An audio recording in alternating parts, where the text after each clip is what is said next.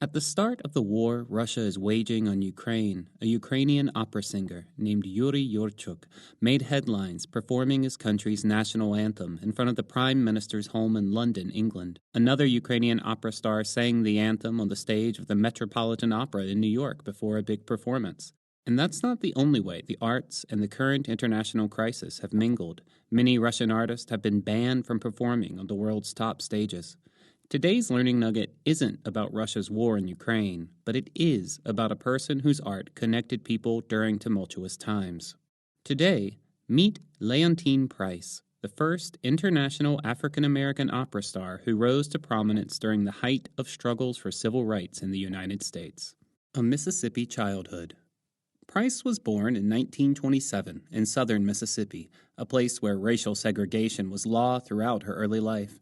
The future opera star would have grown up not being allowed to use the same facilities as white people, going to segregated schools, and being expected to be deferential to whites. However, Price said in an interview with the Washington Post that her parents never allowed her or her brother to believe that because they were African American, they couldn't reach lofty goals.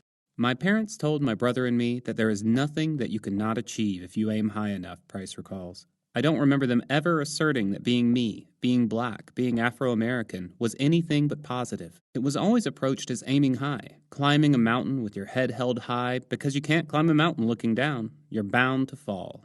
The family wasn't well off, but they indulged their daughter's interest in music by giving her piano lessons starting at age 5. She also sang in the choir at her church and in chorus at school. A formative experience during Price's youth was, as a teenager, attending a performance by African-American opera singer Marian Anderson. Price said that as soon as she saw and heard Anderson, she admired her and wanted to be as much like her as she could. Musical career. After finishing a program to become a music teacher, Price earned a full scholarship to the famous Juilliard Art School in New York. Price got attention during her senior year at Juilliard for a role in the Verdi opera Falstaff. She accepted a leading role in an all-black opera that appeared on Broadway and then toured internationally.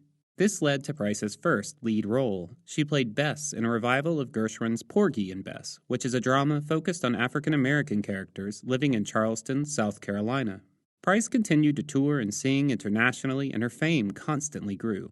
The true arrival of Price as a force in the opera world came when she debuted at the Metropolitan Opera in New York as a lead character in the Verdi opera Il Trovatore in 1961. After her first performance in the role, the crowd gave her an ovation lasting over 40 minutes, and she received high critical praise for the quality of her voice and stage presence.